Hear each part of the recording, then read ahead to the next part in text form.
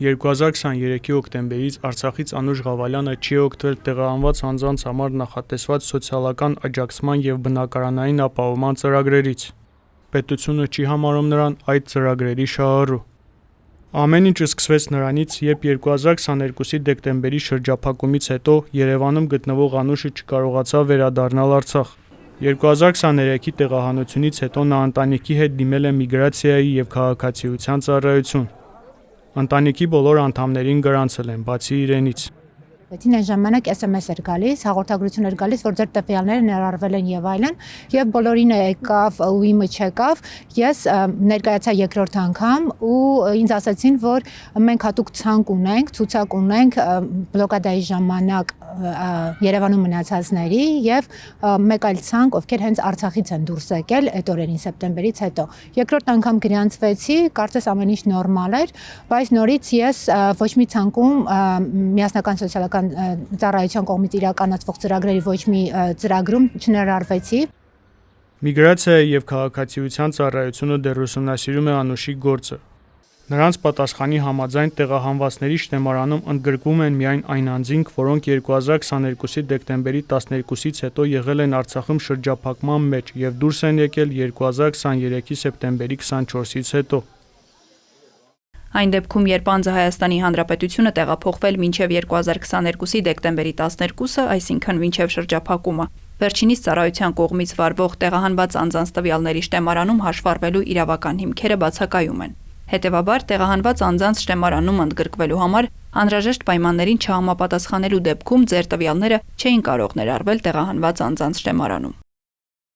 Անուշը դիմել է նաև մարդու իրավունքների պաշտպանին։ Պատասխանել են, թե քանի որ շրջափակման ժամանակ Հայաստանում չի օգտվել հյուրանոցային ծառայություններից, հետևաբար իր տվյալները չեն փոխանցվել տեղահանվածների շտեմարան։ Ես ասացի, որ այն ժամանակ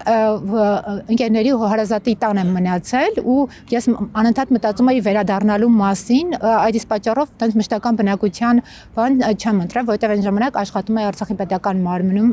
եւ իմ նպատակը վերադառնալն էր, ոչ թե գրանցվելը Երևանում եւ այլն։ Այնուհետև միմից նույնպես կորան եւ ստիպված դիմեցի վարչական դատարան ընդդեմ ՄՍԾ-ի, որպեսզի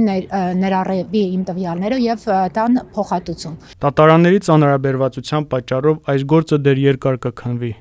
Ղարաբաղից տեղահանված մեր հայրենակիցների ծրագիրն էլ է հաջողությամբ ընթանում։ Պաշտոնյաները հայտարարում են ծրագրի արդյունավետության մասին։ Անուշ Ղավալյանի ընտանիքը սակայն չի կարողանում օգտվել նաև բնակարանային ապահովման ծրագրից, Անուշի տվյալների բացակայության պատճառով։ Աշխատանքի և սոցիալական հարցերի նախարարության խոսնակի հետ մենք չկարողացանք պայմանավորվել մեկնաբանություն ստանալու շուրջ։ Սակայն Անուշին փետրվարի 10-ին նախարարությունից պատասխանել են, որ բնակարանային ապահովման ծրագրի շրջանակում ստեղծված միջգերատեսչական հանձնաժողովը ուսումնասիրում է նրա դիմումը։ Անուշը ասում է, որ իր հարցը եզակի չէ եւ իր ֆեյսբուքյան գրառումից հետո շատ արցախցիներ բարձրաձայնել են նման խնդրի մասին։ Բավականին տեղյակ լինելով օրենսդրությունից եւ որ մարմիններին ինչպես դիմել, ինչպես կապվել, այդ խնդիրը չունեմ, ես տարիներով բախվում եմ այդ խնդրին, ես պատկերացնում եմ մեր այն հայրենակիցները,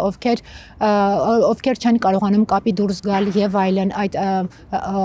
սխեմաները չեն հասկանում, մեխանիզմները չեն հասկանում, պետական մարմիններ ոնց դիմել, երբ դիմել, ինչպես դիմել,